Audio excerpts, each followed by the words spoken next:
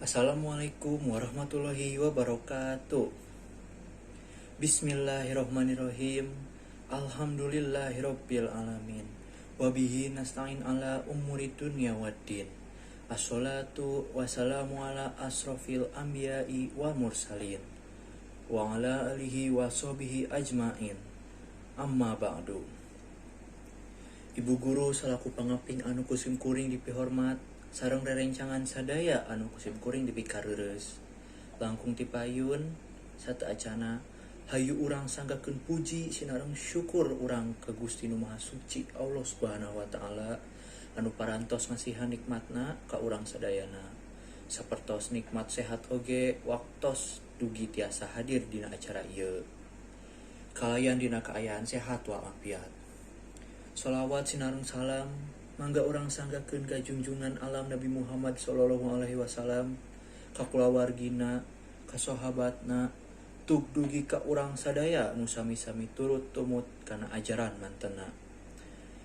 Para hadirin anu kusim kuring dipihormat, dina ieu waktos kaleresan sim kuring bade ngadugikeun biantara anu topikna kamajuan teknologi. Para hadirin sadayana anu sapertos notos urang terang bahwasana teknologi kiwari tos mungkin kalian gancang. Pangna kamajuan teknologi oge mungkin mekar. Kusabab eta mungkin ka dieu urang mungkin dimanjakeun ku teknologi anu maju.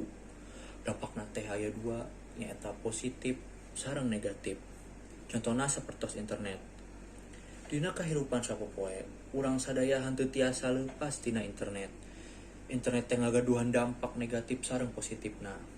Sim kuring bade maparkeun sakedik ngeunaan dampak negatif sareng positif tina internet.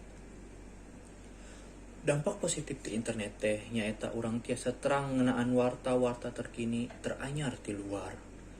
Urang tiasa neangan informasi sareng diajar ti dinya. Ngawitan paluang bisnis oge tiasa ti dinya.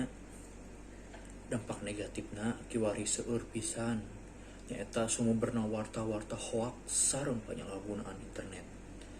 Sapertos notos urang terang kiwari, internet oge janten salah sahiji gerbang keluar asupna budaya asing, sareng henteu sasuai sareng budaya urang. Salaku negara wetan anu ngajunjung luhur norma kasopanan, seueur generasi-generasi kiwari nu kapangaruhan sareng karacunan ku budaya-budaya asing. Kusabab eta, urang salaku pemuda bangsa ieu salawasna kedah pinter-pinter milarian warta-warta di era globalisasi kiwari ieu.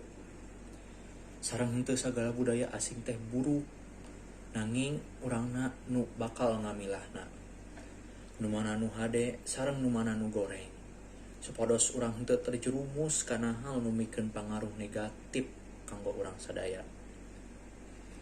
Rupina teh sim kuring dicekapkeun sakitu nu tiasa dihaturkeun tangtos seueur pisan kakirangan tur kalepatanana. Bilih aya cariosan anu nyigeung rasa, ngajaheutan mana, nyungkelit dina ati sanubari, pamuga sadaya kersa ngahapunten. Mugia sanaos mung ala kadarna aya mangpaatna kanggo urang sadayana. Hatur nuhun sadayana kana atas sagala perhatosanana. Wassalamualaikum warahmatullahi wabarakatuh.